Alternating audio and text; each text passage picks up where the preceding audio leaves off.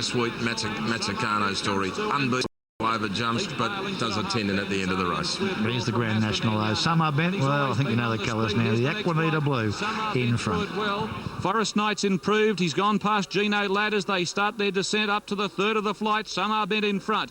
Goes away by a length and a half. Swift Rule, Pantani, the two greys make a spectacle second and third.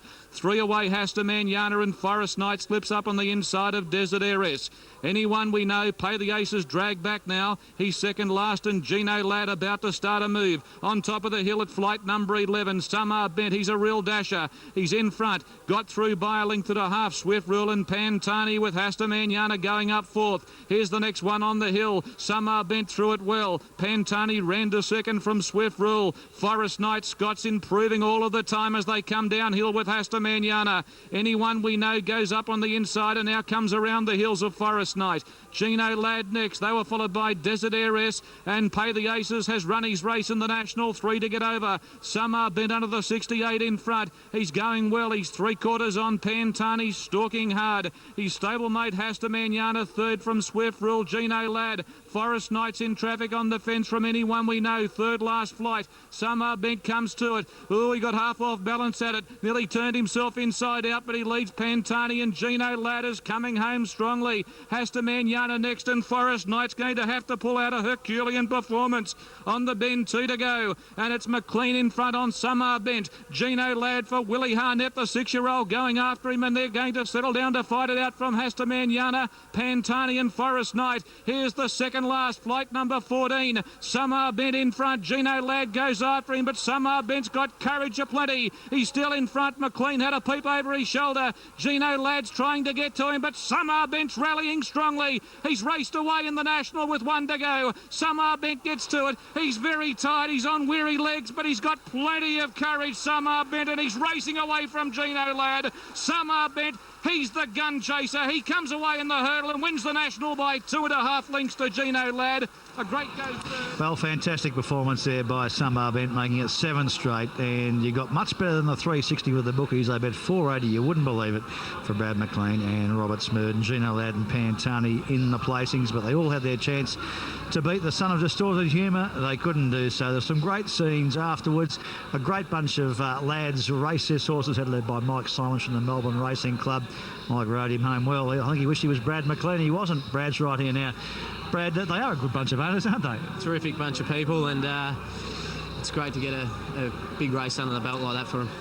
And I think you play a much bigger role in today's win than the most think. You had to talk everybody into running this horse. No, I reckon they got a bit carried away there. I think they were going to use me as a scapegoat if we got beat, but I had no doubt he'd run out the trip, and I just told them the truth, what I thought, and they ended up making the final decision, so full credit to them. The key's been to get this horse to settle. Did he settle a lot better today for you?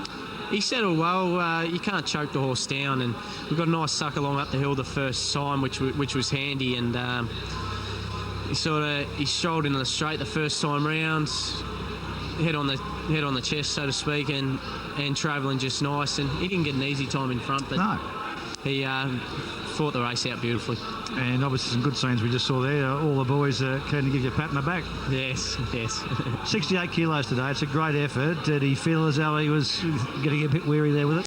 He was. We got to the last. It didn't come up real well, and I didn't want to ask him for too much there, and we scrambled through it all right, lost a bit of momentum, but as soon as I asked him to really go, he dug deep and got the job done. That's a decent salute there. Yeah, we waited till after the line today, no so problem. It was good. Like the last time we spoke to you after you won here, you're off to the footy, but no luxury tonight, is there? No, we're off to Hamilton tomorrow, so I'll head down to the hometown of Warrnambool tonight, and we'll have a few quiet ones down there. And his next task will be the Hiskin steeplechase. How will he go at the bigger fences?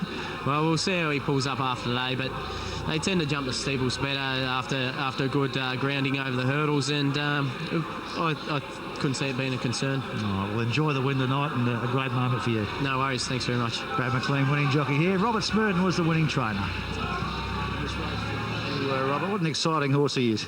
Yeah, look, today was a super effort. I mean, I came here thinking he probably couldn't win realistically, with the weight of history and having to carry that weight, but geez, you know, you gotta admire the horse for that.